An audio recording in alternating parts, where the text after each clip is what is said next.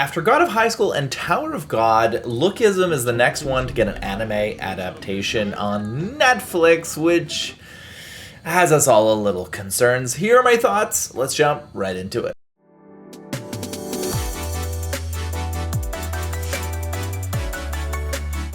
Spoilers abound in this review because I do want to talk about the different episodes and how the adaptation kind of went through. And overall, before you jump off of the video, if ever you haven't watched the series yet, I think it's worth checking out if you are a fan of Lookism, or perhaps actually if you didn't really enjoy it at first, because I think it actually fixes some of the problems that the manhwa has in its early chapters. The anime only covers the first 25-ish chapters of the manhwa, so there's a lot more manhwa out there with over 400 chapters released at the time of creating this video. So you might be just getting an introduction to the story when there's a hell of a lot more out there at this time. From a basic plot perspective, this is bullying to the extreme as a story.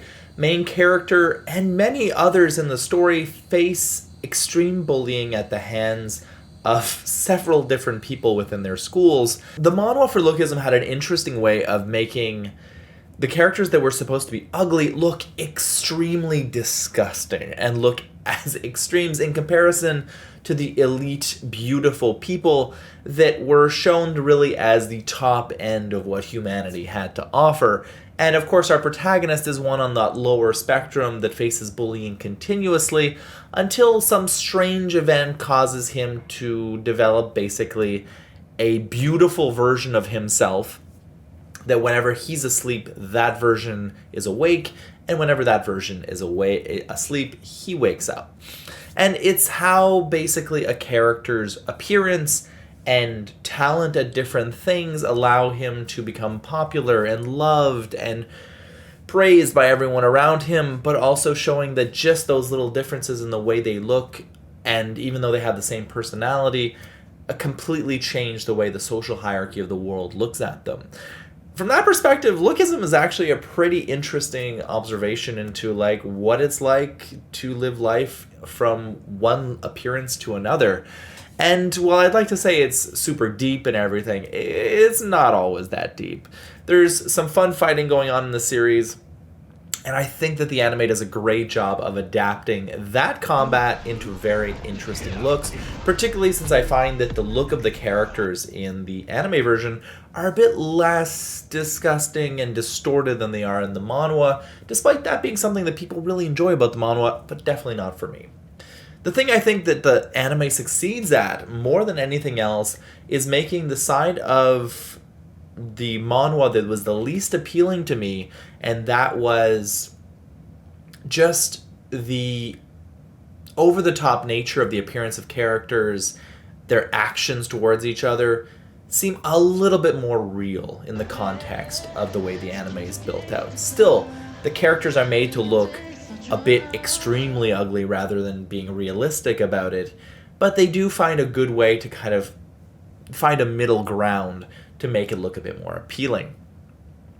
From a story perspective, it follows almost beat for beat the first 25, 26 chapters all the way to the end of the festival arc. But the thing that it does really well is it really feels like it flows in a better way to me. I find that the way the characters interact is more engaging, even though I have a huge issue with the over-obsession on appearance of some of the characters. Those classic tropes of characters like, oh my god, he's so beautiful, is just, oh my god, I can't do it. It's really hard for me to see. However, it's done to a really good and interesting way. Also, the story and the anime particularly, gives a good observation into Korean culture, Korean beauty culture and standards, and how those school dynamics work in Korea. Particularly that there's some things in the manhwa that they weren't able to do, such as mention brands and stuff like that. There's always these, instead of supreme, it's written supremacy or something like that. But in this one, they actually go for it. They use all the names of the things they should be, whether that's Louis Vuitton or different things like that, and it feels more grounded in reality because of it.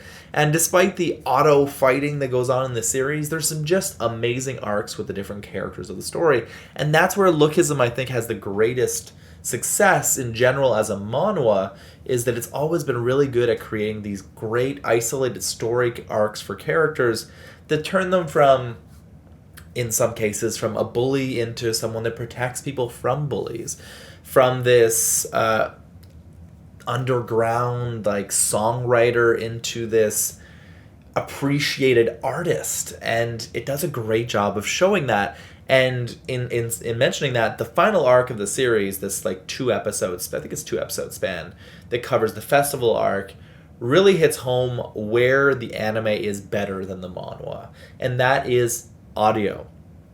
Manhwas don't have audio. What are you going to do? Obviously, the visuals are better in some cases, and I'm going to touch on the visuals in a minute because I do have a pet peeve with the anime that pisses me off to no end. However, in the audio department, the songs are good. Like, the opening theme is catchy. We have a interesting like song contest. The hip hop, the like portion is solid, and the vocals are amazing. They took the time to actually get a really good vocalist to do this music and stuff like that. And obviously, it comes off the page a lot better than it does in a manhwa that's only written. And at that, I was like, you know what? This gives me a lot of hope for manhwa adaptations. Where I think the anime fails in a lot of ways is some cases the same places that it fails in the manhwa, in my opinion. And that is that visually it is completely inconsistent. There are some great art, and there's some great art in this manhwa, and we see it, and you can see it on screen. Like there's some solid stuff. It's not overly in depth or overly detailed, but it conveys the message. But there's some scenes that make you want to rip your eyes out how bad they are because of this 3D animation style that probably allowed them to cut costs on this project. But it appears very jarring at times. The other thing is, I'm not big on that huge difference of appearance between characters, but I think the anime does it in a way that is acceptable, that I could not stand in the manhwa. However, what I have trouble with, and this is not a fault of the anime or the manhwa, this is more of a me thing, the depiction of bullying in Lookism is brutal. It is extremely brutal. And I've seen bullying in manhwa a million times. But for some reason, there's a dehumanizing side of it in Lookism that turned me off from the series completely initially, and that's why it took me so long to get into it, simply because I could not get over how badly people were treating a character. And Lookism is really good at showing off how shitty most people are. The characters that actually turn out being good are not the majority. There's only a couple of characters that are actually like, this is a pretty good guy. And most of the time they started off as being pretty terrible. In the anime, it doesn't appear quite as glaring as it does in the manhwa, but still there's some scenes that I just had to almost look away from because, and like almost one of the first scenes of the anime itself, I was just like, this is pathetic, disgusting, and there's probably people being treated like that somewhere, and it's completely unacceptable. That being said, overall, I think this anime was a blast. 8 episodes covering 25 chapters. I'm hoping we get a season 2. I actually haven't looked up the information on this before recording this, but I'm hoping we get a bunch of seasons for this because I think it's a good way to adapt the series, and for once, I'm actually I'm into an anime version of this series, and it's giving me some hope that we're going to see more adaptations going forward. I'm hoping Netflix isn't the one that does most of them, because Netflix behind these series is rarely the company you want to be producing these, because the quality is a little iffy. But that being said, overall, a great watch, worth checking out. Guys, what did you think about Lookism? I'm curious because I know some of you are super fans of the series. Did you feel offended by the adaptation? Do you think they did a good job with it? What do you think they succeeded at? What do you think they failed at? Leave a comment down below. I'd love to know. Also, like and subscribe to the channel. I really do appreciate it. Thanks a lot. Have a good one.